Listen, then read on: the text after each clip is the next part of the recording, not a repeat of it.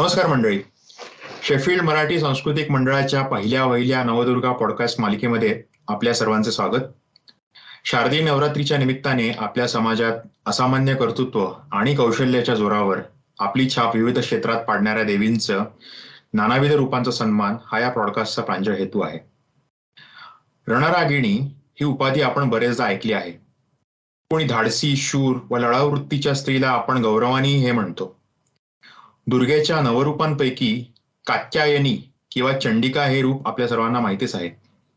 महिषासुराचा अंत करणारी, अर्थात पाशवी असुरी वृत्तीचा अंत करून पावित्र्य निर्माण करणारी ही देवी देवतांच्या अनेक शस्त्रांनी सुसज्ज होती. भगवती असल्याने ती शास्त्र आणि शस्त्र पारंगत तर होतीच, पण अलीकडच्या इतिहासामध्ये एखाद्या ताराराणी, राणी दुर्गावती किंवा राणी लक्ष्मीबाई सोडल्या तर अशा युद्धकलेत निपुण अशा स्त्रिया वरील अपवादाप्रमाणेच मिळतात. आवेशापलीकडे जाऊन शत्रूला नमवणं हे शस्त्रकलेमध्ये येतं. त्याच शस्त्रकलेच्या विशेषतः शिवकालीन शस्त्रकलेचा ध्यास, अभ्यास व आजच्या काळात सुद्धा त्याचा हव्यास ठेवणारी एक रणरागिणी आपल्या या पॉडकास्टमधची पाहुणी आहे. आपल्या कलेमधील नैपुण्यासाठी विविध पुरस्कारांनी सन्मानित, आजच्या ऐतिहासिक चित्रपटांमध्ये साहसी लढाई दृश्यांसाठी मार्गदर्शन करणारी, गेली दशकभर या शस्त्रकलेचा ध्यास ठेवणारी अशी मोनिका गोळे आज आपल्यासोबत या पॉडकास्टमध्ये आहेत. मोनिकाजी, आपल्या या पॉडकास्टमध्ये मनपूर्वक स्वागत. धन्यवाद.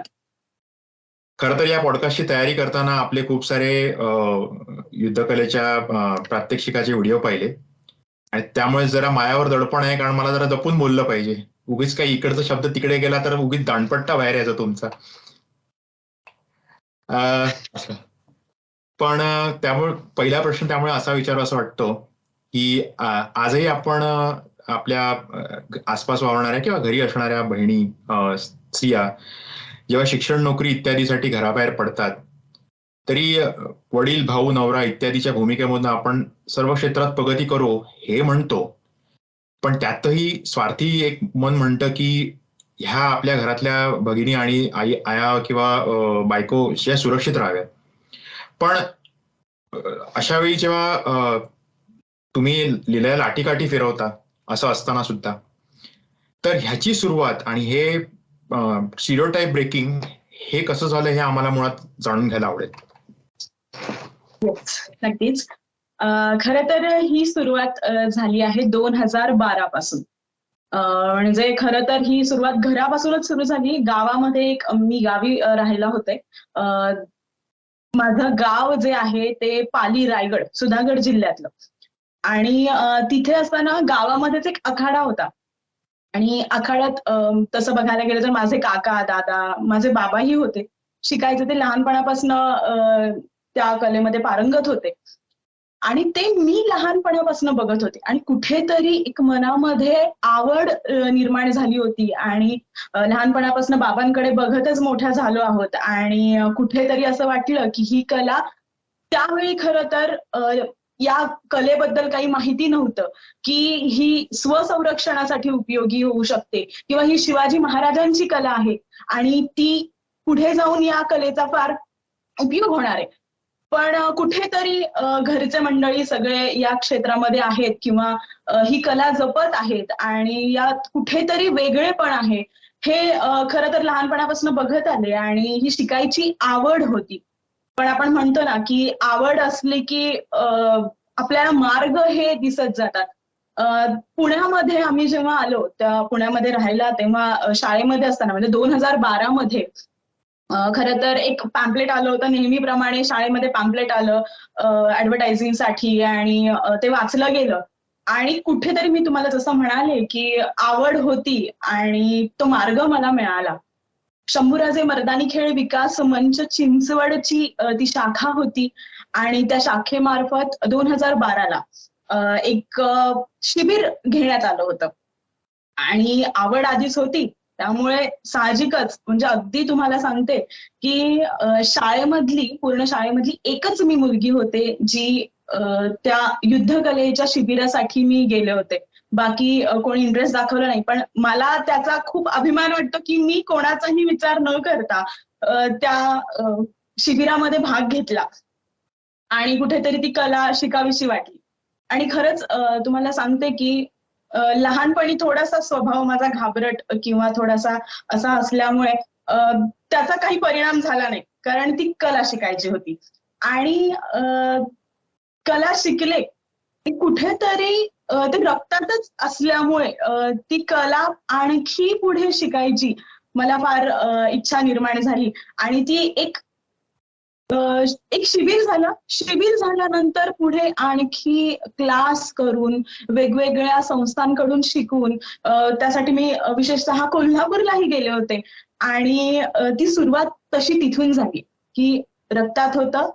त्यानंतर मी लहानपणापासून ऍक्च्युली बघत आले होते आणि सतत म्हणजे ते शिकता शिकता पुढे मला या गोष्टींचा एक महत्व, त्या गोष्टीचं महत्व, या कलेचं महत्व समजत गेलं आणि पुढे हे मी कंटिन्यू ठेवलं.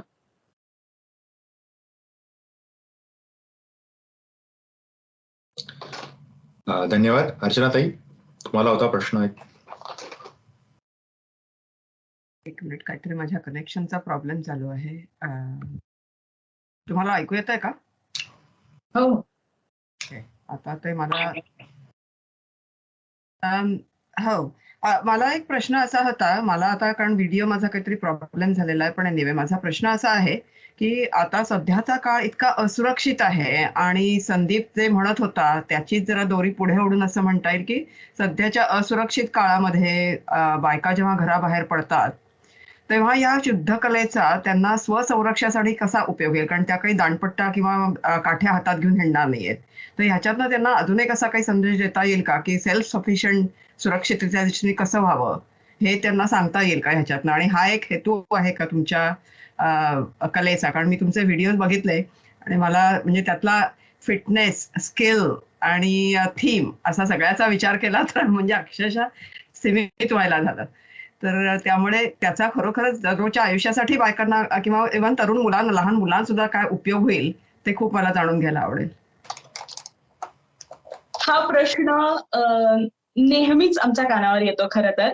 आणि कारण सगळ्यांनाच हा प्रश्न पडतो की आम्ही खरं तर शंभूराजे मर्दानी खेळ विकास मंच या संस्थेअंतर्गत दरवर्षी आम्ही शिबिरं घेतो. महिलांसाठी असतील किंवा अगदीच मुलं मुली. आम्ही तर म्हणतो ही कला फक्त कुणा महिलांसाठी नाही तर कुणा पुरुषांसाठी नाही तर ही सर्वांसाठी आहे, सर्वांनी ही शिकली पाहिजे. आता तुम्ही हा प्रश्न विचारला की आत्ताच्या AK-47च्या युगामध्ये आपण काही तलवारी आणि दांडपट्टे घेऊन फिरणार नाही. अगदी हा प्रश्न योग्य आहे आणि याचं उत्तर मला सर्वांपर्यंत पोहोचवायचं आहे की आपण जेव्हा ही कला शिकतो, ही कला शिवाजी महाराजांची आहे. शिवाजी महाराजांनी ही पुढे आपल्याला दिलेली ही संस्कृती आहे. ज्या युद्धकलेच्या जोरावर छत्रपती शिवाजी महाराजांनी हिंदवी स्वराज्य स्थापन केलं, ती कला आणि ती कला आम्ही कुठेतरी संस्कृती म्हणून पण पुढे घेऊन जाण्याचा प्रयत्न करत आहोत. आणि आपण पाहिलं तर आत्ताच्या या जगामध्ये, या युगामध्ये मुली आपल्या सुरक्षित नाहीत. मुली काय, अगदीच मुलंही सुरक्षित नाहीत. आणि याचा उपयोग सुरक्षिततेसाठी कसा होईल तर आपण जेव्हा हे युद्धकला शिकतो, काठी, दांडपट्टा, तलवार, भाला हे सर्व शस्त्र आपण यामध्ये शिकवतो आणि त्यावेळेस आपलं मनगट आणि मस्तक तयार होतं. आपल्याला कुठेही हे शस्त्र घेऊन फिरायचं नाहीये, पण तुम्ही मानसिक दृष्ट्या तुमचं मन खंबीर झालं, तुमचं मनगट स्ट्रॉंग झालं तर नक्कीच तुम्ही तुमच्यावर येणाऱ्या तुमच्यावर येणारं जर संकट असेल तर ते तुम्ही नक्कीच त्याच्यावर मात करू शकता. आणि मलाही तसंच वाटलं की म्हणजे तो संदेश त्याच्यातनं तोच महत्वाचा आहे, कारण म्हणजे विदाउट शस्त्र एखाद्या संकटाचा सामना करणं आणि त्याच्यासाठी बुद्धी आणि युक्ती असं दोन्ही पाहिजे ना. नुसती शक्ती असून उपयोग नाहीये. शक्ती, बुद्धी, युक्ती सगळं पाहिजे आणि त्याचा नीट मेळ घालून ते वापरता आलं तर विदाउट शस्त्र सुद्धा तुम्ही करू शकाल असं तुम्हाला म्हणायचंय असं मला वाटलं त्याच्यातून. अगदीच. आणि त्याच्यातच आणखी एक गोष्ट सांगावीशी वाटते मला की आम्ही शिकवत असताना, आम्ही जेव्हा हे सर्व शस्त्र शिकवतो त्यावेळेस आम्ही लढतही शिकवतो. लढत ही मुळात शिकवली गेली किंवा इतिहासकाळी ही लढाई वगैरे आहे आणि त्याच्यामध्ये आपण काठीची लढत शिकवतो मुलांना, तलवारीची लढत शिकवतो. तर त्यामध्ये कसं होतं की माझाच एक अनुभव सांगते तुम्हाला, की जेव्हा सुरुवात मी केली शस्त्र शिकण्यासाठी त्यावेळेस माझा कॉन्फिडन्स लेवल कमी होता. जसं मी तुम्हाला पहिलेच सांगितलं की मी थोडीशी घाबरट वगैरे अशी होते. आणि कुठेतरी जाऊन मी जेव्हा शस्त्र शिकायला लागले तेव्हा एक कॉन्फिडन्स लेवल माझ्यामध्ये वाढत गेला. हा एक माझा स्वतःचा अनुभव आहे. कुठेतरी मी स्ट्रॉंग झाल्याची फिलिंग मला यायला लागली. मला हे वाटायला लागलं की मी सुरक्षित आहे, मी माझी रक्षा मी स्वतः करू शकते. आणि आम्ही जेव्हा ही लढत शिकवतो त्यावेळेस कसं असतं की आजूबाजूला सगळे मावळे उभे असतात, सगळे मुलं उभे असतात, ढाल, शस्त्र आणि तलवार हे सगळे शस्त्र घेऊन उभे असतात आणि फक्त मध्ये एक मुलगा किंवा एक मुलगी असते. आणि खरं तर पहिल्याच कॅम्पमध्ये मला त्या मध्ये थांबवलं गेलं होतं. कशासाठी? तर मला ती लढाई पूर्ण करून बाहेर जायचं होतं. मला त्या सर्व जवळजवळ 7-8 मुलं एक माझ्या अवतीभोवती उभे असतात शस्त्र घेऊन आणि त्यांच्यासोबत लढायचं असतं मला. ती जेव्हा आम्ही लढाई शिकवतो किंवा मी शिकले त्यावेळेस एक कॉन्फिडन्स लेवल तयार होतं. कारण मध्ये कोणी नसतं आपल्या मदतीसाठी. ती लढाई स्वतःला लढायची असते, स्वतः त्या संकटावर मात करायचं असतं आणि बाहेर निघायचं असतं. त्यावेळेस चाणाक्षपणा तुमचा खूप महत्वाचा असतो. तुमचा वार एकाच ठिकाणून येत नसतो. वार हा तुमच्या अवतीभोवती 7-8 जण उभी असतात आणि त्या 7-8 जणांचे वार कधी कुठून कसे येतील हे तुम्हाला माहित नसतं. त्यासाठी चाणाक्षपणा खूप महत्वाचा असतो. तुम्ही तितकेच स्ट्रॉंग असणं खूप महत्वाचं असतं आणि या गोष्टी आपण या युद्धकलेमार्फत शिकत असतो. स्ट्रॅटेजी म्हणतात त्याला तसंच ना, म्हणजे स्ट्रॅटेजी असणं महत्वाचं आहे. आणि वेळेचं अवधान किंवा प्रेझेन्स ऑफ माइंड ज्याला म्हणतात ते दोन्ही. मी ऍक्च्युली पुण्याला आले की येईन तुमच्या कॅम्पला. म्हणजे may be I am too old for that camp, पण येऊन बघायला आवडेल मला. नाही, ऍक्च्युली हे मी मान्य करत नाही. कारण युद्धकला जर शिकायची असेल तर तुम्हाला वयाचं बंधन नाहीये. तुमच्या मनात इच्छा आणि या सगळ्या गोष्टी असल्या पाहिजेत. तुम्ही कधीही शिकू शकता. कारण आता आपण बरेचसे कॅम्प घेतले तर आता सुद्धा माझ्याकडे एक 60 वर्षाच्या काकू आहेत ज्या माझ्या स्टुडंट आहेत. 40 वर्षाचा एक काकू आहेत ज्या माझ्या स्टुडंट आहेत आणि अगदी 10 वर्षाचाही मुलगा आहे जो माझा स्टुडंट आहे. तुमची इच्छाशक्ती असेल तर तुम्ही काहीही करू शकता. चालेल, नक्की येईन आता मी. खूप छान. गिरीश भाऊ, पुढचा प्रश्न. इतके मनामध्ये प्रश्न घोळतायत की त्याच्यात मी काही काही विचारेन आणि कदाचित आपली चर्चा पुढे चालू राहील. पण संदीप म्हणल्याप्रमाणे की एखादी मुलगी एखाद्या साधारणतः पुरुष प्रधान कलांमध्ये पुढे जाती आहे आणि तिच्या या मार्गावरती काय काय अडथळे आले आणि सर्वात महत्वाचं म्हणजे कोणी प्रोत्साहन दिलं आणि त्या प्रोत्साहनाचा काय परिणाम झाला. परिणाम काय झाला ते आम्हाला माहितीये, पण तो परिणाम आत्ता जो आम्हाला दिसतोय त्या मार्गावरती काय काय परिणाम झाले. येस, सुरुवात तर अगदी नॉर्मल झाली माझी की शिकले, इच्छा होती, शिकले. पण जसं जसं ही कला, मुळात ही कला ही सर्वांना माहित नाहीये. त्यामुळे आता सर्वांपर्यंत पोहोचते तर त्यांना काहीतरी वेगळं वाटतंय. पण नाही, ही हिंदवी स्वराज्याची कला आहे, युद्ध कला आहे, ही सर्वांना माहित असली पाहिजे आणि म्हणूनच आम्ही कुठेतरी हा प्रयत्न करतोय.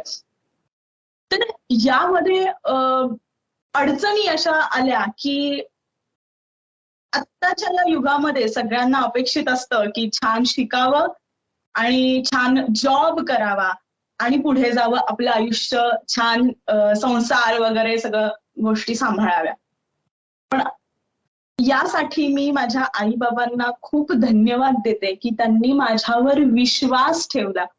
ही कला खरं तर मी आमच्या गावामध्ये मी पहिली मुलगी आहे जी या युद्धकलेमध्ये पारंगत आहे आणि त्याचा मला सार्थ अभिमान आहे. मी एकदम खंबीरपणे सांगू शकते की मला सार्थ अभिमान आहे या गोष्टीचा. मी या कलेमध्ये पारंगत आहे. आई-बाबांनी विश्वास ठेवला, त्यांनी लढ म्हटलं आणि मी पुढे माझा प्रवास सुरू ठेवला. बाकी नातेवाईक असतातच आपले जे मध्ये अडथळा निर्माण करतात आणि सांगायला असतात कशाला तू जॉब कर, तू शिक छान, तू कशाला या सगळ्या गोष्टींमध्ये, याच्यामध्ये काही तुला मिळणार नाहीये, तुला पुढे तू मोठी आणि तू मोठी आहेस, मी घरामध्ये मोठी आहे त्याच्यामुळे माझ्याकडनं अपेक्षा तशा जास्त केल्या जाऊ शकत होत्या, पण आई बाबांचा मला आधार होता आणि त्यामुळे मी कुठेतरी या गोष्टींकडे वळाले आणि त्याचा मला खूप जास्त फायदाही झाला. मी स्वतः खंबीर बनले, मनाने शरीराने सुदृढ बनले. दुसरी गोष्ट म्हणजे की मला लोकांनी एक्सेप्ट केलं आणि माझ्या कलेला एक्सेप्ट केलं. मला ही कला किंवा आमच्या संस्थेला ही कला तुम्हा सर्वांपर्यंत पोहोचवायची आहे. ज्या कलेच्या जोरावर हिंदवी स्वराज्य स्थापन झालं ती कला आम्हाला तुम्हा सर्वांपर्यंत घराघरामध्ये पोहोचवायची आहे आणि यासाठी आम्ही प्रयत्न करतोय. आणि या प्रयत्नांमध्ये कुठेतरी थोडेफार अडथळे आले, पण आपला एक एम, एक व्यवस्थित आपला निश्चय केलेला आहे आपण, तर पुढे चालत राहायचं आणि घरच्यांची साथ असेल तर ते नक्कीच पूर्ण होतं.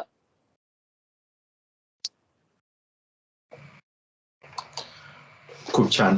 आपण जेव्हा पहिल्यांदा बोललो मोनिकाजी, तेव्हा तुम्ही तुमचे पिलाजी गोळे यांच्याबरोबरचं नातं तुम्ही सांगितलं आणि मला खात्री आहे की तुमच्या एकूण कारकिर्दीमध्ये असे खूप सारे बरे वाईट आणि मार्मिक असे अनुभव आले असतील, तर त्याविषयी आम्हाला तुम्हाला बोलतं करायला आवडेल.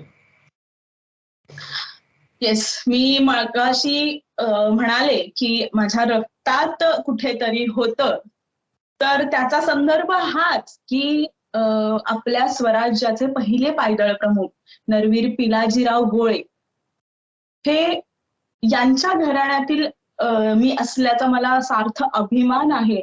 आणि तेच कुठेतरी माझ्या म्हणजे एका मुलीमध्ये ही कला असणं किंवा तिला त्याबद्दल प्रेम वाटणं हे अगदीच बऱ्याच लोकांना काही वेगळंच वाटतं, पण मला हे सांगायला नक्कीच आवडेल की मी गोळे घराण्यातील आहे आणि तेच कुठेतरी रक्त माझं सळसळत आहे आणि म्हणून मला ही कला अवगत करावीशी वाटली आणि या कलेला मला पुढे न्यावंसं वाटलं.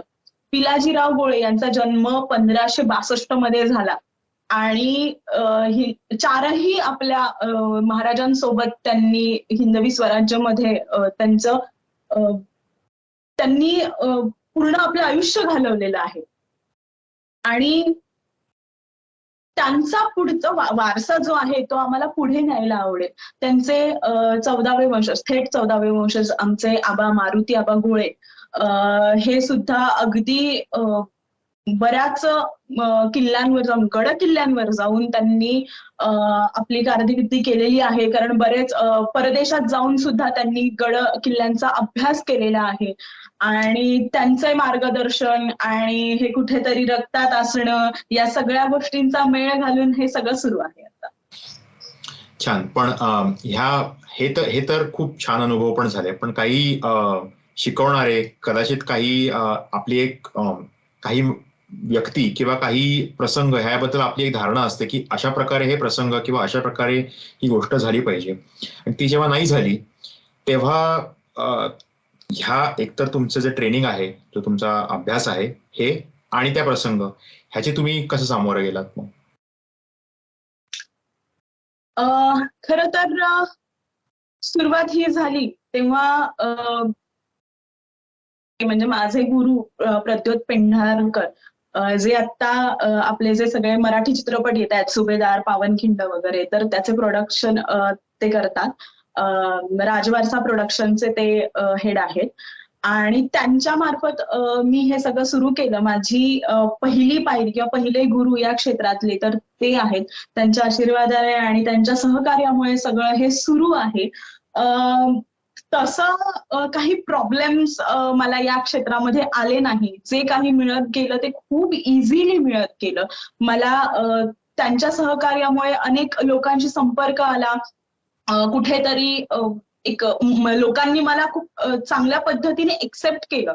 त्यामुळे जसे जसे मी व्हिडिओ टाकत गेले तसे तसे लोकांनी मला खूप अगदी म्हणायचं तर डोक्यावर उचलून धरलं होतं. कारण मुलगी होती आणि मुलगी वेगळ्या क्षेत्रात आहे म्हटल्यानंतर थोडं लोकांनी खूप जास्त कौतुक केलं.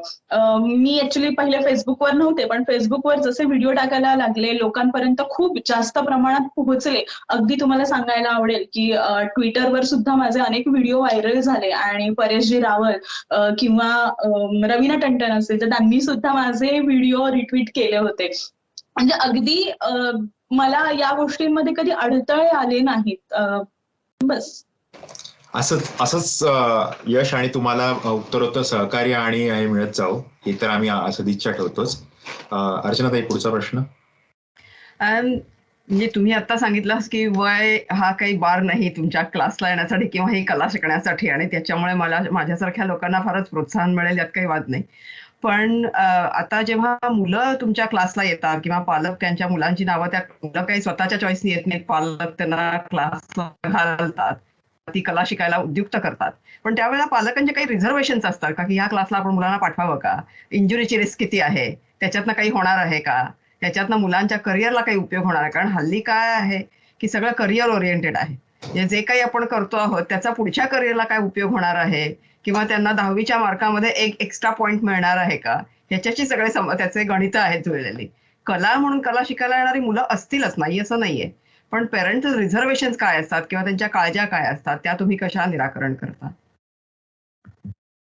जेव्हा एन्क्वायरीसाठी पालक येतात तेव्हा तुम्ही जसं सांगितलं, मला विचारलं की त्यांचे हे प्रश्न असतातच की आमच्या मुलाला काही दुखापत होणार नाही ना, किंवा याचा उपयोग पुढे काय, किंवा हे आता जसं याच्यामध्ये स्पर्धा परीक्षा वगैरे असतात तर तसं काही आहे का, तर असे प्रश्न विचारले जातात. पण त्याचं उत्तर असं की तुम्ही या गोष्टीकडे पहिलं तर लक्ष द्या की ही शिवकालीन युद्ध कला आहे जी तुम्ही संस्कृती म्हणून शिका. दुसरी तर गोष्ट ही स्वतःच्या रक्षणासाठी, जसं मी सांगितलं, मन, मनगट, मस्तक हे तयार करतं यासाठी शिका. आपण तसं पाहायला गेलं तर ही जी कला आहे ती खरं तर आपली जी महाराष्ट्रीयन कला आहे ही मर्दानी खेळ, शिवकालीन युद्ध कला, तर ती आता कुठेतरी थोडी कमी आहे, पुढे स्पर्धा परीक्षांमध्ये नाहीये. पण सिलंबम म्हणूनच हीच कला, पण सिलंबम म्हणून ही स्पर्धा परीक्षांमध्ये आहे, शालेय स्पर्धा परीक्षांमध्ये. सो आपण त्याच्यामध्ये मुलांना पाठवतो इथे तयार करून.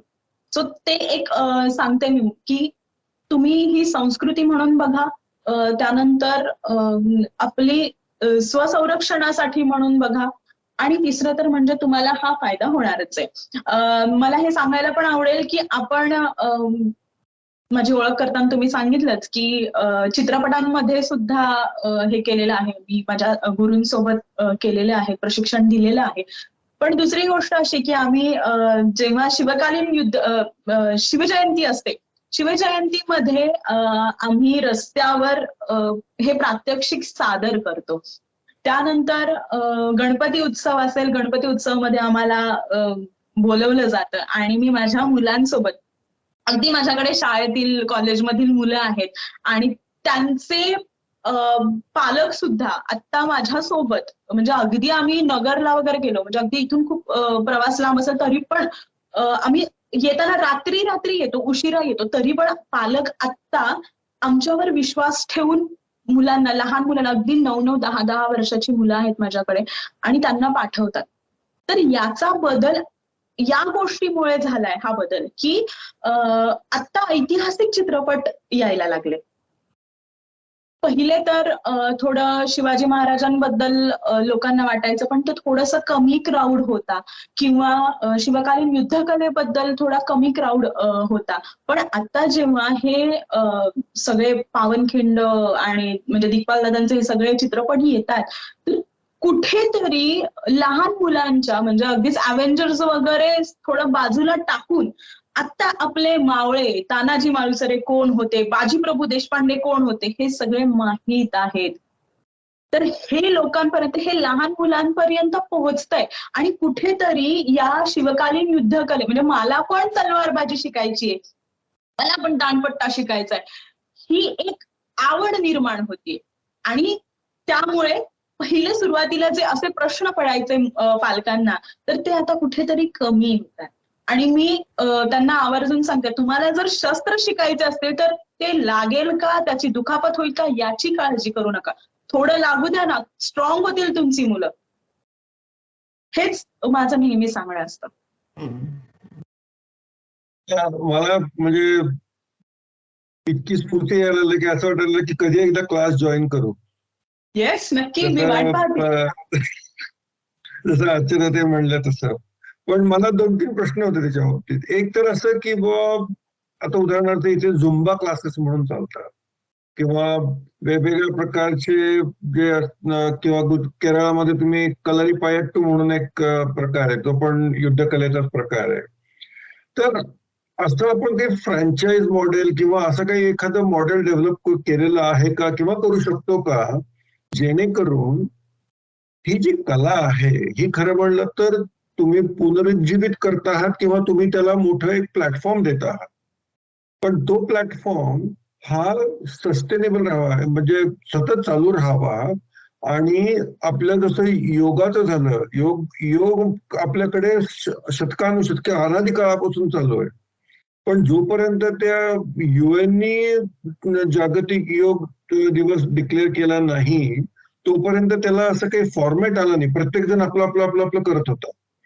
आणि एक गोष्ट माझ्या इथे आल्यानंतर लक्षात दिलं, तर मी इथे जवळपास 25 वर्ष आहे, की पाश्चिमात्य देशांमध्ये कुठल्याही गोष्टीचं ब्रँडिंग, पॅकेजिंग आणि प्रमोशन आणि त्याच्यातून येणारं उत्पन्न हे इतकं छान पद्धतीने सगळं रचलेलं असतं की मग असं होतं की जे नवीन लोक येतात त्यांना त्याच्यामध्ये असं कळतं की ठीक आहे, मी अमुक ठिकाणी या ब्रँड खाली शिकते आहे किंवा शिकतो आहे म्हणून. तर फ्रँचाईज मॉडेल असं काही डेव्हलप करायचे काही प्लॅन्स आहेत का, हा एक प्रश्न झाला. आणि दुसरा प्रश्न त्याच अनुषंगाने असा होता किंवा आहे की अनेक तरुण मुलं जे अदरवाईज व्हिडिओ गेम्स खेळत बसतात, त्यांना खरं म्हणलं तर मनगटामध्ये जोर लागतो, त्यांना हँड आय कोऑर्डिनेशन इम्प्रूव्ह करावं लागतं. आणि त्याच्याकरता दांडपट्टा म्हणा किंवा युद्धकला म्हणा, स्ट्रॅटेजिक गेम्स म्हणा, हे खरं म्हणलं तर एक अट्रॅक्शन होऊ शकतं की जेणेकरून तुम्ही हे शिका आणि वाटलं तर तुम्हाला त्याच्यातही फायदा आहे. त्याचबरोबर जसं आमच्या वयाचे लोक आहेत साधारणतः एका विशिष्ट वयोगटातले, त्यांच्याकरता तर हे लवचिकपणा आणण्याकरता फारच महत्वाचं आहे. तर माझा म्हणण्याचा हेतू असा की वेगवेगळ्या लेव्हल्सला तुम्हाला जर समजा असं फ्रँचाईज मॉडेल असेल तर लोकांना अधिक लोकांना या गोष्टीची माहिती होईल आणि अधिक लोक याच्यामध्ये पार्टिसिपेट करू शकतील. कारण सध्या मराठी समाज जो आहे तो पंचखंडात पसरलेला आहे. येस, कसं आहे की शिवकालीन युद्धकलेला आत्ता शिवकालीन युद्धकला कुठे लोकांच्या मनामध्ये रुजायला लागली, त्यांची ओळख व्हायला लागली. ही ओळख होता आपण या सगळ्या आपल्या शिबिरांमार्फत वगैरे लोकांपर्यंत हे पोहोचवतोय. पण अजून थोडा वेळ लागेल की सगळ्यांपर्यंत ही कला जायला थोडा वेळ लागेल. आणि त्यासाठी आपल्या पूर्ण महाराष्ट्रामध्ये अनेक संस्था आहेत ज्या प्रयत्न करतात. इव्हन आपणही प्रयत्न केले होते, बऱ्याच मीटिंग्स वगैरे घेतल्या की हे शाळांमध्ये कसं घेऊन जाता येईल सगळ्यांना, ऍज अ PT जसं असतं किंवा एक लेक्चर असतं, त्याप्रमाणे आपल्याला एखादा तास तरी शिवकालीन युद्धकला शिकण्यासाठी काय करता येईल यासाठी आपले बरेचसे इथल्या संस्था आहेत ज्या शिवकालीन युद्धकलेवर काम करत आहेत. तर त्या संस्था प्रयत्न करत आहेत, आपले प्रयत्न सुरू आहेत की सगळ्यांपर्यंत कसं घेऊन जाता येईल.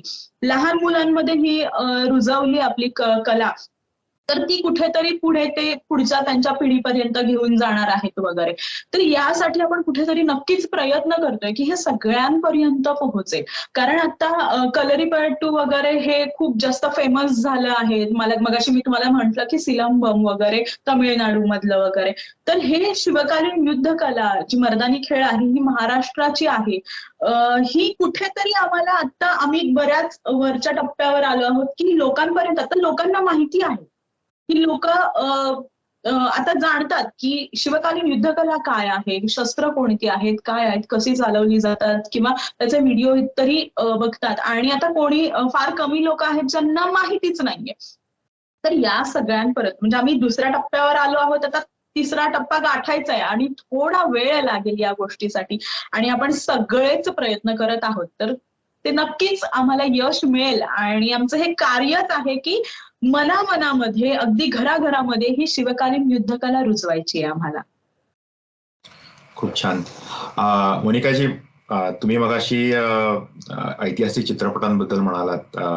दिग्पाल लांजेकरांचे चित्रपट हा स्वतंत्र एक चर्चेचा आणि एक वेगळ्या पॉडकास्टचा विषय आहे. कारण गेली 5ही चित्रपट मी जेव्हा बघितले त्यामागील अभ्यास, त्यामागील अटेन्शन टू डिटेल आणि बारीक सारीक गोष्टींमधनं त्या काळातल्या संदर्भ पोचवणं हे जे दिग्पाल दादांनी केलं हे आधी कोणी केलं नव्हतं.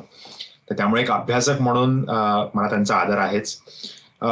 पण तरी सुद्धा पुष्कळशा आधी शिवकालीन चित्रपटात तुम्ही आत्ता दिग्पाल दादांचे खास करून मी एक टेम्पलेट म्हणून म्हटलं आणि त्याच्या आधीचे, तर त्यामध्ये लढाई म्हणजे फक्त 2 तलवारींचे भाले फिरवले किंवा भाले फेकले आणि शिवगर्जना केली की ते युद्धप्रसंग व्हायचे. पण आता जसं पावनखिंडचं तुम्ही म्हणालात, पावनखिंडी ऍक्च्युली जॉग्राफिकली ती भयंकर मोठी छोटीशी निमुळती जागा होती. त्यामध्ये कैकशे आपले 200 का 300 मावळे आणि त्यांच्या हजारोंनी सतत येणाऱ्या फौजांची लढणं. तर त्या निमुळत्या जागेमध्ये लढण्यासाठी एक वेगळ्या पद्धतीचं किंवा एक प्रकारचं अटेन्युएशन किंवा अट्युनिंग हे करावं लागणं हे तर आलंच.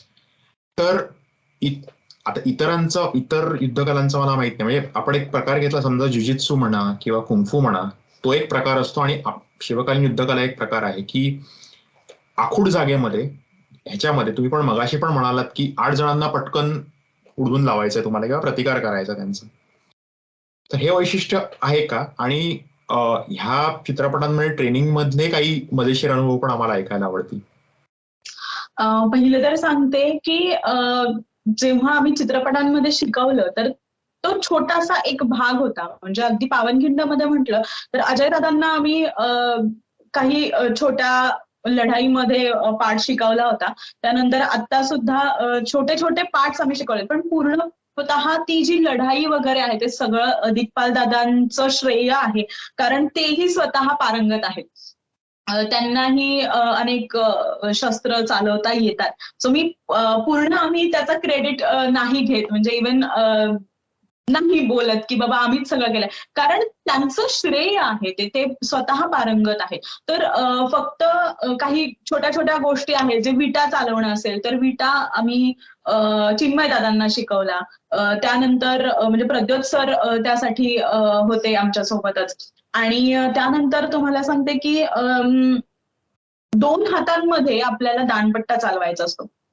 तर काही पर्टिक्युलर त्याची चाल वगैरे असते, त्याची फेक असते, तर ती थोडी कुठेतरी मिस होत होती आणि त्यासाठी आम्ही थोडासा हातभार लावला होता त्यामध्ये. आणि आता थोडं सांगायचं म्हटलं तर प्रत्येक शस्त्राला एक वेगळी चाल असते. आणि तसं पाहायला गेलं तर आपल्या पूर्ण देशामध्ये तमिळनाडू असेल, त्यानंतर कर्नाटक असेल, या सगळ्या वेगवेगळ्या भागांमध्ये, पंजाब असेल, त्यानंतर महाराष्ट्र असेल, तर वेगवेगळी पद्धत आहे. पण मूळ उद्देश लढाई किंवा ती शस्त्रविद्या हेच आहे. पण आपल्यामध्ये आता ह्याला मर्दानी खेळ म्हणतात. आता आपल्या महाराष्ट्रामध्येच या कलेचे वेगवेगळे पार्ट आहेत किंवा वेगवेगळ्या चाली आहेत. आता आपल्या कोल्हापूरमध्ये घेतलं तर कोल्हापूरमध्ये खूप जास्त प्रमाणात या कलेला वाव दिलेला आहे किंवा ती जपली गेलेली आहे. जेव्हा ब्रिटिशांच्या काळामध्ये आपली शस्त्र काढून घेतली गेली की ही लोक काहीही करू शकतात. त्यांना माहित होतं शस्त्र ठेवणं हे आपल्यासाठी घातक आहे, हे त्यांना माहित होतं. म्हणून त्यांनी प्रत्येकाच्या घरातली शस्त्र काढून घेतली. आता ही शस्त्र काढून घेतली, मग आपण ही शस्त्रकला, शस्त्रविद्या पुढे लोकांपर्यंत रुजू ठेवायची कशी? आणि यासाठी म्हणून त्यांनी जत्रा यात्रा मध्ये खेळ म्हणून ती पुढे सुरू ठेवली. आता मर्दानी खेळ म्हणजे काय, तर मर्दानी खेळली जाणारी कला म्हणजे मर्दानी खेळ. आता त्यामध्ये फक्त शिवकालीन युद्धकला येत नाही, तर बाकी मल्लविद्या वगैरे या सगळ्याच गोष्टी, कुस्ती आहे, तर या सगळ्या गोष्टी येतात आणि त्यामध्ये शिवकालीन युद्धकलाही येते. शिवकालीन युद्धकला ही शिवाजी महाराजांच्या काळामध्ये, किंवा तसं पाहायला गेलं तर ही फार आपल्या देवदेवतांच्या हातामध्ये सुद्धा शस्त्र आहेत, ती फार पूर्वीपासून आलेली कला आहे. पण ही हायलाईट कुठे झाली, तर शिवाजी महाराजांच्या काळामध्ये. आणि ही कला कुठेतरी आपण लोकांमध्ये पोहोचवली पाहिजे, हाच एक उद्देश आहे. खूप छान. अर्चनाताई, पुढचा प्रश्न. आता आपल्याकडे म्हणजे आता तुम्ही विटा असं एक शब्द वापरला आणि त्यामुळे विटा नावाचं एक शस्त्र असतं हे मला पहिल्यांदाच कळलं. म्हणजे आपल्या जशा पूर्वीच्या जशा घडवंच्या वगैरे असे शब्द सगळे जे बाद झालेले आहेत की बंब, घंगाळ, घडवंच्या हे नष्ट झालेले आहेत आता, तर तसे काही शब्द आयुधांमध्ये असणारच आहेत ऍक्च्युली. तर असं काही तुमच्या मनात आहे का, किंवा असा कोणी प्लॅन केलेला आहे का की शिवकालीन युद्ध किंवा आपली पारंपरिक युद्ध किंवा आयुध जी होती तर त्याचं एक प्रदर्शन, त्याचं ऍक्च्युली आणि त्याचा उपयोग कसा केला जाईल आणि कसा केला जात असे? कारण तुम्ही आता म्हणालात की आपल्याकडची शस्त्र काढून घेतली, त्यामुळे अर्थातच आपल्या बऱ्याच लोकांना शस्त्रांची नावच माहिती नाहीयेत. म्हणजे आता आपण इव्हन गणपतीच्या प्रार्थनेमध्ये किंवा दुर्गा चरित्रामध्ये म्हणतो की पाश, अंकुश, ही काय युद्ध आहे, काय आयुध आहेत सगळी. म्हणजे जेव्हा डान्सच्या मुद्रा मी करते तेव्हा मला कळतं की मी पाश कसा दाखवते आहे किंवा अंकुश कसा दाखवते आहे, पण हे ऍक्च्युली प्रत्यक्षात लोकांना बघायला कसं देता येईल हा एक प्रश्न. आणि दुसरंही त्याच्या एक मागे दुसरं असं आहे की म्हणजे ठीक आहे ही सगळ्या युद्धकलेची माहिती, खरं तर म्हणजे मी दुसरं एक म्हणणार होते की याला आता मर्दानी खेळ असं म्हणावं का? मोनिका गोळे ते प्रमोट करतात, याला मर्दानी खेळ का म्हणावं? दुसरं काहीतरी त्याला समर्पक नाव शोधायला पाहिजे आपल्याला. आणि त्याच्यामध्ये चांगली प्रकृती असणं, त्याच्यासाठी व्यवस्थित डाएटची त्याला जोड असणं, याच्याबद्दल पण तुम्ही काही लोकांना सांगता का? किंवा मुलं येतात किंवा ठीक आहे हे नुसतं तुम्हाला खेळायचं नाही आहे, त्याच्यासाठी तुम्हाला फिजिकल फिटनेस पाहिजे, फिजिकल फिटनेसचा डाएट हा मोठा पाया आहे, तर त्यामुळे त्याच्यात पण तुम्ही काही त्यांना सूचना देता का? तर त्यामुळे हे प्रदर्शन, डाएट आणि अशा गोष्टींबद्दल मला विचारायचं. ओके, अपेक्षित प्रश्न होता हा, कारण बरीचशी शस्त्र आहेत जी मलाही अजून माहित नाहीयेत. आणखी बरेच संशोधन केले गेले तरी आणखी नवीन ही शस्त्र येत गेली आहेत. तुम्हाला मला सांगायला आवडेल की आपली जी संस्था आहे शंभूराजे मर्दानी खेळ विकास मंच, तर आपल्या संस्थेकडे जवळजवळ 500 ते 550 शस्त्र आहेत जी खरी युद्धामध्ये वापरली गेलेली आहेत. माझे गुरु प्रद्योत पेंढारकर यांनी ही शस्त्राचा संग्रह केलेला आहे आणि आपण प्रत्येक ठिकाणी हे प्रदर्शन भरवत असतो. शाळांमध्ये आपण खरं तर मोफत देतो, कारण या लहान लहान मुलांना या शस्त्रांची ओळख झाली पाहिजे. तर विटा हे शस्त्र जर आपण पाहिलं तर हे एक वेगळ्या पद्धतीने, भाला आपल्याला माहिती असतो, भाल्याचं मिश्रण आहे ते. एक बघायला गेलं तर एक दंड असतो, दंडाला पुढे फाळ असतो आणि एक मध्ये एक त्या दंड आणि त्या फाळाच्या मध्ये एक गोंडा लावलेला असतो. तो जो गोंडा असतो तो निळगाईच्या शेपटीपासून तयार केलेला असतो. आता तो कशासाठी, तर तो जेव्हा फेकून मारला जातो, म्हणजे आता ते तुम्ही जर पाहिलं तर आपला जो भाला आहे, तर भाला हे शस्त्र हे कसं वापरलं जातं, तर ते एकतर ते मारून फेकलं जातं, ते आपल्यापासून दूर जातं किंवा तिथल्या तिथे ती लढाई केली जाते. तर जेव्हा हे शस्त्र वापरायचे तेव्हा काय व्हायचं की शस्त्र ते भाला फेकून दिला की हातामध्ये शस्त्र उरायचं नाही. मग आपण याच्यामध्ये वेगळ्या काही गोष्टी करू शकतो. आता बघितलं बऱ्याच मराठ्यांचे शस्त्र आहेत जे आपल्याला माहिती नाही, त्याची आता ते जाणून घेतले पाहिजेत खरं तर. तर हे लक्षात आलं की भाला फेकून मारला की आपल्या हातामध्ये शस्त्र उरत नाहीये. मग या विटाची निर्मिती झाली की तुम्ही जेव्हा ते फाळ असतं मागचं, जी काठी असते, त्या काठीला एक दोरी असते. ती दोरी याकरिता दोरी बांधली जाते, पूर्ण हाताला ती गुंडाळली जाते की तुम्ही जेव्हा तो विटा फेकाल तो रिटर्न तुमच्याकडे आला पाहिजे, यासाठी ती दोरी असते. म्हणजे तुम्ही फेकूही शकता आणि तुमच्याकडे ते शस्त्र पुन्हा घेऊही शकता. आणि ते मी जसं मगाशी सांगितलं तुम्हाला की निळगाईचं शेपटीचं ते केसांपासून बनवलेलं ते एक गुच्छा असतो.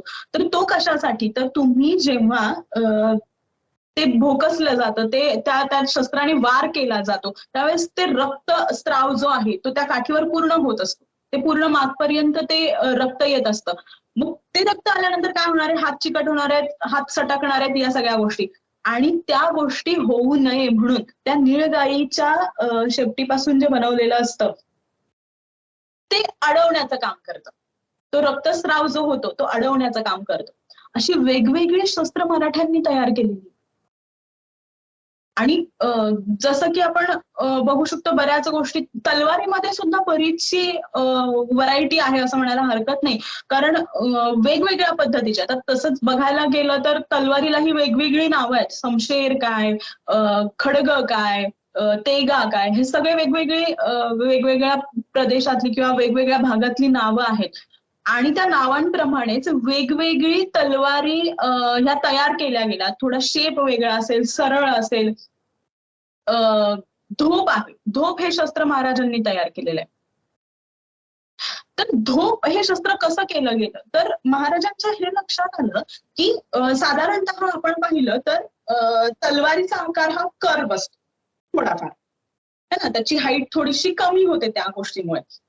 तर महाराजांच्या लक्षात आलं की आपले जे शत्रू आहेत ते हाईटने जरा मोठे आहेत, अवाढव्य एकदम आहेत, आणि थोडे आपले जे मावळे आहेत ते कमी पडत होते थोडे हाईटने. आपल्या महाराष्ट्रीयन जर बघितलं किंवा आपल्या देशातले लोक बघितलं तर थोडंसं हाईटने कमी होती. आणि मुघल वगैरे या सगळ्या लोक धिप्पाड वगैरे असं असायचे. आणि त्यावेळेस असं लक्षात आलं की कुठेतरी आपली हाईट कमी पडते. मग काय करता येईल, आपल्यामध्ये तर बदल करता येणार नाही. मग काय करता आलं, तर ती जी कर्व अशी जे पातं आहेत ते सरळ केलं महाराजांनी, जेणेकरून त्या तलवारीचीच हाईट मोठी झाली. बाकी तर ऍज इट इज राहिलं. अशा बरेच शस्त्र आहेत जे खूप वेगवेगळ्या पद्धतीने किंवा वेगवेगळ्या कारणांमुळे, आता तुम्ही पाहिलं तर बाहेरचे जर थोड्या वेगवेगळ्या तलवारी आहेत त्याच्यावर नक्षीकाम केलेलं असायचं. तर जेव्हा लढाईला लोक बाहेर जायचे त्यावेळेस तशी लढाई नसली किंवा थोडे मध्ये काळ हा थोडा शांत असायचा, त्यावेळेस कामं नसायची काय, मग ते वेगवेगळे कोरीव काम वगैरे केलं जायचं. जे वेगवेगळ्या आपल्याला त्याच्यावर नक्षीकाम वगैरे दिसतात थोडंसं वगैरे असं. काही आपल्याकडे अशा बऱ्याच प्रदर्शनांमध्ये अशा तलवारी आहेत. म्हणजे मी मध्यंतरी राजस्थानला गेले तर इथे सगळ्या अशा युद्धांचं जे प्रदर्शन आहे किंवा काही भेट मिळालेली तिकडच्या राजांना किंवा काही त्यांनी वापरलेली, इतके प्रकार होते त्या तलवारींचे खरोखर अक्षरशः. म्हणजे काही कोरी, दुधारी, एकधारी, कर मुठीची, रत्नजडित मुठीची, वेगळ्या वेगळ्या आकारांच्या, वेगवेगळ्या लांबीच्या. त्यामुळे खरोखरच त्याच्यात खूपच व्हेरिएशन आहे आणि त्याचा स्पेसिफिक काहीतरी उपयोग असणार. येस. आणि प्रत्येक एका गोष्टीला कारण असतं, त्याच्या मागे कारण असतं. आणि तुम्ही जर पाहिलं असेल तर काही चांदी ने कोट केलेल्या काही तलवारी होत्या, काही सोन्याने. आपल्याकडे अशा 2 तलवारी आहेत ज्या सोन्याने त्याच्यावर काम केलेलं आहे, किंवा ती मूठ जी असते त्या मुठीला सोनं कव्हर केलेलं आहे वगैरे, अशा म्हणजे सोन्याच्या त्या तलवारी. अशा पण आहेत काही तलवारी. बरीचशी आपल्याकडे अशी शस्त्र आहेत, गुर्ज वगैरे असे जे शस्त्रांची नावं आपण ऐकलेली नसतात. मग ही शस्त्रांची ओळख कशी मुलांना करून देता येईल, तर शस्त्र प्रदर्शनांमधून. आणि यासाठी आपण शस्त्र प्रदर्शन सुद्धा घेतो. आणि तुमचा अर्चनाताईंनी विचारला होता प्रश्न, त्यामध्ये आहाराबद्दल तुम्ही काही स्पेसिफिक रेकमेंडेशन देता का? तसं पाहायला गेलं तर आपले मावळे 10 वगैरे भाकऱ्या खायच्या. त्याच्यामध्ये वेगळं म्हणजे जे आपलं पौष्टिक आहार आहे त्याचा इंटेक झाला पाहिजे इतकंच. आत्ता हे सगळं आधुनिक जग आहे, त्याच्यामध्ये बर्गर पिझ्झा हे खाल्ले जातात आणि खाऊ नको जेव्हा मी म्हणू शकेल जेव्हा मी खात नाही स्वतः. सो मी खाते, मी मुलांनाही सांगू शकत नाही की तुम्ही या गोष्टी खाऊ नका वगैरे. आणि जर आपण पौष्टिक आहार जर घेतला तर त्याला वेगळं काही करावं लागत नाही. तुम्हाला थोडं व्यायाम जो आहे ज्या काही आपल्या देशातील वेगवेगळे व्यायाम आहेत त्या गोष्टी जर केले, दंड आहेत, बरेचसे दंड प्रकार आहेत, दंड मारा तुम्ही, खूप आपल्या शोल्डर्स मध्ये वगैरे खूप ताकद निर्माण होते. माझा स्वतःचा अनुभव आहे तो. कारण मी सुरुवात केली तेव्हाचा स्पीड आणि तुम्ही आता जर माझा स्पीड पाहिला असेल तर यामध्ये खूप फरक आहे. तर तो फक्त आणि फक्त दंडांमुळे, दंड प्रकार मी मारत असते, बैठका मारत असते, तर त्यामुळे खूप फरक पडतो. आता आपण शेवटाकडे येतोय पॉडकास्टच्या, पण तर गिरीश भाऊ सांगायचा करतील, पण त्यापूर्वी मला एक थोडासा गंभीर त्यातल्या त्यात प्रश्न विचारायचा आहे की आता तुम्ही एवढं युद्धकलेचं वर्णन करताय, तुम्ही स्वतः शिकताय आणि तुम्ही सांगितलं की पुष्कळ मंडळी येतात पण जी की खूप चांगली गोष्ट आहे. पण तरी सुद्धा आता डायरेक्ट शस्त्र हातात घेणं हे तर खूपच it's a statement in itself. पण छोट्या छोट्या गोष्टी जरी म्हटल्या की काहीतरी गंभीर सामाजिक कार्य करायचंय किंवा काहीतरी रिस्क टेकिंग गोष्ट करायची आहे, तर ही जी वृत्ती आहे की शिवाजी जन्मावा तो शेजारच्या घरामध्ये, ह्याचा अजूनही कुठे ना कुठेतरी हे ठसे दिसतात. आणि तुमच्या म्हणजे खास करून स्त्रियांच्या बाबतीत जर बोलायचं झालं तर पुन्हा माझा पहिल्या प्रश्नाकडेच रोग जात होतो की हे सगळं ठीक आहे, पण हे तू प्रोफेशन म्हणून नको, हे हाऊस म्हणून वगैरे ठीक आहे. तर ह्या गोष्टींना चेंज करण्यासाठी तुम्ही तर एक स्वतः एक प्रेरणा आहातच, पण ह्याबद्दल तुमचं मत किंवा तुमचे विचार जाणून घ्यायला आवडतील. ओके, तर हे बदल जे आहेत, मीही काही पहिलं ठरवलं नव्हतं की यामध्ये मला करिअर करायचं आहे किंवा मी काही वेगळा बिझनेस जॉब न करता मी फक्त या गोष्टींकडे फोकस करणार आहे. पण जसं जसं तुम्ही यामध्ये इन्व्हॉल्व्ह होता, तुम्ही हे शस्त्रविद्या शिकायला लागता, तेव्हा कुठेतरी किंवा एक महाराजांची प्रेरणा तुमच्यामध्ये रुजू लागते, त्यावेळेस तुम्हाला या सगळ्या मला आवाज डबल येतोय.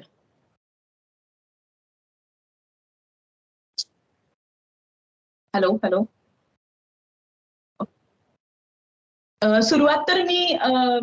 सुरुवातीला तर मी असं ठरवलं नव्हतं की याच गोष्टीमध्ये किंवा या कलेमध्ये मी करिअर करणार आहे वगैरे. पण जसं जसं तुम्ही यामध्ये इन्व्हॉल्व्ह होता, तुम्ही शिकायला लागता, महाराजांची प्रेरणा घ्यायला लागता, ही शस्त्रकला शिकायला लागता, तसं तुमचं माइंड पूर्णपणे बदलून जातं. मी जसे जसे शिकायला लागले, लोकांकडनं प्रोत्साहन मिळायला लागलं आणि मला या कलेचं महत्व कळायला लागलं की ही कला आत्ताच्या युगामध्ये मुलांपर्यंत घेऊन जाणं खूप महत्वाचं आहे. की सुरक्षेच्या दृष्टीने ही कला प्रत्येकामध्ये अवगत झालीच पाहिजे. आणि म्हणून आम्ही दरवर्षी महिला दिनानिमित्त आम्ही मुलींसाठी मोफत प्रशिक्षण आयोजित करतो की जेणेकरून जास्त महिलांपर्यंत पोहोचावं आणि आम्हाला जोडल्या जावं. याच्यामध्ये आपण कोणालाही आपण असं बळजबरी करू शकत नाही की नाही तू माझ्यासोबत काम केलंच पाहिजे. पण जेव्हा तुम्ही या क्षेत्रात येता तेव्हा सहजच तुम्ही आपलं करून घेऊन जाता आणि हे क्षेत्र कोणी सोडत नाही. आतापर्यंत जसा अनुभव आहे की माझ्याकडे आता लहान मुलगी माझी विद्यार्थिनी आहे, तर लोक आम्ही जेव्हा शो साठी जातो तेव्हा तिला माझी छाप म्हणून ओळखतात. म्हणजे मोनिका ताई खरंच तुमची म्हणजे अक्षरशः सगळं तुमची कला ही या मुलीने घेतली आहे वगैरे. आणि अगदी लहान मुलगी आहे ती आणि ती अक्षरशः माझ्यासारखं, तुम्ही आता व्हिडिओ पाहिले असेल तर माझ्यासारखं स्पीड आणि या सगळ्या गोष्टी आहेत तिच्या. तर मुलांना तुमची आवड असेल तर या गोष्टी होतात तयार आणि बरेच आता लोक आहेत, बऱ्याचशा मुली तयार झाल्यात की त्यांना कळायला लागलं की या कलेचं महत्व काय आणि तुम्ही ही शिकली का पाहिजे. आता फार तर कलेचं महत्व सांगावं लागत नाही आम्हाला, कारण आता हळूहळू चित्रपटांच्या दृष्टीने किंवा एक स्वसंरक्षणाच्या दृष्टीने या सगळ्या गोष्टींकडे खूप पॉझिटिव्हली बघितलं जात आहे आणि त्याचा परिणाम खूप छान होतोय. आणि तसं पाहायला गेलं तर तसं आम्ही बऱ्याचशा मेसेज मधून वगैरे सांगत असं मेसेज देत असतो सगळ्यांना की ही कला आपल्याला शिकलीच पाहिजे. ही संस्कृती आहे. शिवाजी महाराजांनी जे हिंदवी स्वराज्य स्थापन केलं ते सहजच नाही केलं. त्यासाठी किती मावळे आपल्या प्राणाची आहुती दिली आणि ती कुठेतरी व्यर्थ नाही जायला पाहिजे. आपण ही कला पुढे घेऊन जायला पाहिजे आणि आपण जर शिकलो तर आपण आपल्या पुढच्या पिढीला देऊ शकतोय. आता आपल्या मागची पिढी ही आपल्यापर्यंत पोहोचवतीये. बऱ्याच संस्था आहेत ज्या अजूनही या सगळ्या कलेवर वगैरे अजूनही, म्हणजे मी आता जे शिकले ते अगदी छोटा पार्ट आहे आणि माझ्यापेक्षा असे बरेच लोक आहेत ज्यांना प्रचंड ज्ञान आहे. अगदी बारीक सारीक गोष्टी या कलेच्या आहेत त्या सगळ्या लोकांना माहिती आहे, त्यांनी अभ्यास केलेला आहे. आणि ही गोष्ट आपण सगळ्यांनी शिकली पाहिजे सुरक्षेसाठी, संस्कृतीसाठी. आणि ही जी शस्त्र आहेत वेगवेगळी ती सगळ्यांनी पाहिली पाहिजेत, त्याचं ज्ञान घेतलं पाहिजे, त्यामागचा इतिहास समजला पाहिजे. हे सगळं नेहमीच मला सांगावं असं वाटतं. हे ऍक्च्युली तुम्ही खूप चांगलं सांगितलं की हे चित्र बदलते आणि हे खूप सकारात्मक गोष्ट आहे. आणि कसं आहे, पुण्यात शिक्षण झाल्यामुळे पुणेरी पाणी चांगलंच चढले, त्यामुळे आमच्या वेळी हे सगळं नव्हतं हे म्हणायची सवय अजूनही जात नाही, पण ह्यात सकारात्मक अर्थाने. तर सांगतासाठी मी गिरीश भाऊंना हे करेन.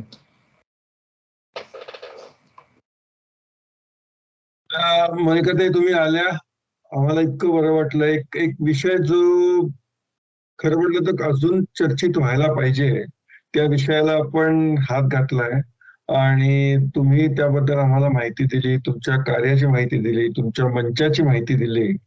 पण एकदा मला जरा गर्जन ऐकायची आहे बुवा. हे करून आपण सांगता करूया. ओके, त्याबद्दल हार्दिक धन्यवाद. जय जय. छत्रपती श्री संभाजी महाराज की जय. जय. हार्दिक धन्यवाद. धन्यवाद.